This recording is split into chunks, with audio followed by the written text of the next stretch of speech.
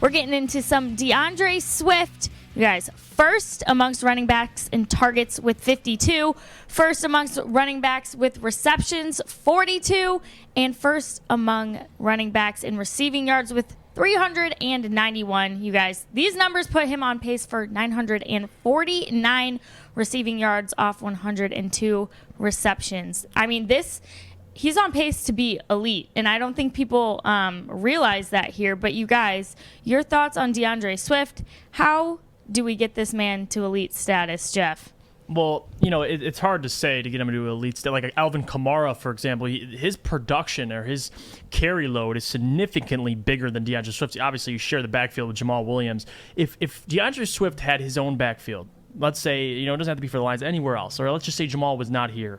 I think DeAndre Swift, the health is a question. That is a big question, especially for someone that size, but he can be an 1,000 guy. I really believe it. This guy, his receiving ability, he's a receiver at running back who can get you 1,000 yards rushing for the entirety, especially with one extra game this year, 17 games now. It's probably more likely than ever. This guy is so talented on both sides. He is I said this yesterday, a light in the dark for this Detroit Lions team. I love Jamal Williams, though. Keep Jamal Williams.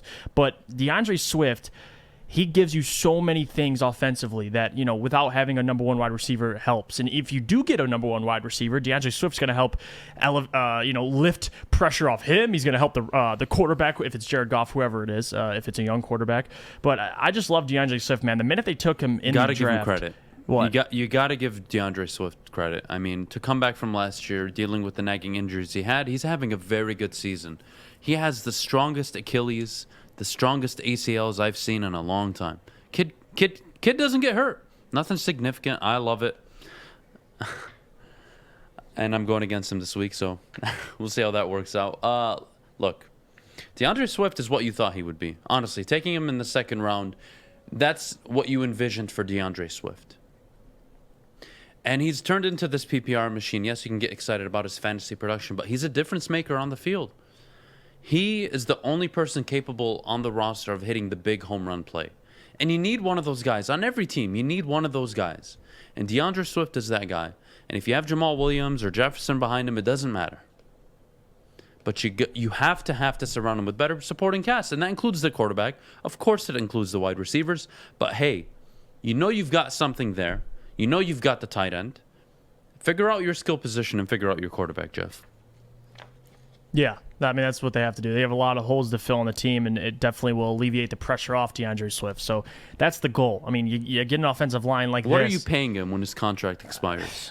Honestly, it's hard because it's not really fair to DeAndre Swift because he's not being used enough to really earn big money. So you want to sign him for the right price. But, if you're sharing a backfield like that, I don't know. You're not giving him, I don't know about even double-digit money. This guy, what would you pay him? For a guy who's been, have soft tissue injuries, he comes out, and now you have him for, you want to lock him up the next 4 years. It just depends what price. What are you giving a guy who can give you possibly near 1,000 rushing yards, near 1,000 receiving yards? Well, here's the number, right? The highest paid back in the league right now is Christian McCaffrey at $16 million. Zeke at 15, Kamara at 15, Dalvin at 12, Henry at 12, Nick Chubb at 12, Joe Mixon at 12, Aaron Jones at 12 million. Those are the elite upper echelon of backs if you want to consider it. And then you have your Saquon at 8, you have your Melvin at 8, Austin Eckler at 6.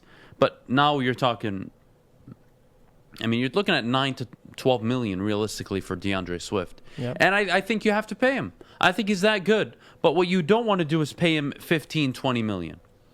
Oh, heck. You don't want to do that. No. And I think if you can get him sub 10, I think that's a great deal. Yeah. If you get DeAndre Swift between 8 and 9.5 million, I think that's a great deal for the organization. I think they should do it. I think they should. But that's the number. I'm not going as high as 12, 13, 14, even 15. It's just too much. It's too much for a position we've seen in Cleveland where you take a guy off the streets and he'll rush for 100 yards. You see it in San Francisco with the right O-line, the right run screen, the right run scheme. Elijah Mitchell can run off any given night. Doesn't matter if it's Mostert, Sermon, Mitchell. They're all going to get theirs in that scheme. So with this offensive line, you kind of tend to think any running back I put in can deliver. Now, what does Swift give me on the outside? The perimeter wall, he's a baller. He can make people miss, and you kind of want those guys. So if you can get him at the right price, you have to keep him. Yeah, definitely. 9 to 12 million is a sweet spot for him. And, you don't want to overpay a guy who not necessarily, for as little production as he gets, he does suffer those soft tissue injuries. He still has that lingering groin that is getting better, that injury. So there is some worries about DeAndre Swift, but you don't want to, obviously overprice him. But I think he's going to be a part of the Detroit Lions for years to come. He deserves to be. He's that talented. Like you said, can create space.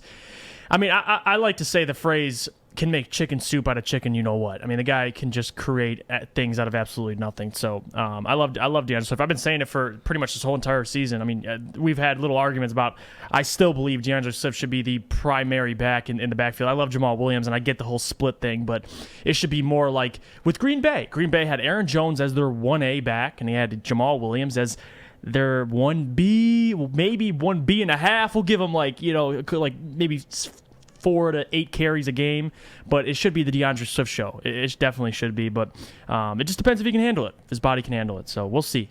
I think he'll be around for a while, though. I'm confident. Kennedy, you're a huge DeAndre Swift supporter.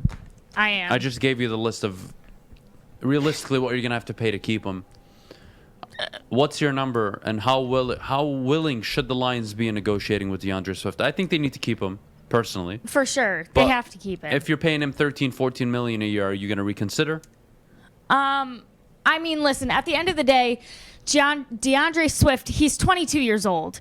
He's not even hitting his prime yet. He could, once they have some more pieces on our offense and everywhere. Once they get a quarterback, I think you'll see he's well worth it. Should they do it this soon? Maybe not, but I think that DeAndre Swift could be one of those guys where he stays with the Lions, and then we see his jersey retired at the end of the day, and I would love that for him, because the Lions, we don't often see players like this who he's already on this like Kamara McCaffrey-esque receiving production type of road, so he could be worth it in the end. That's all I'm saying.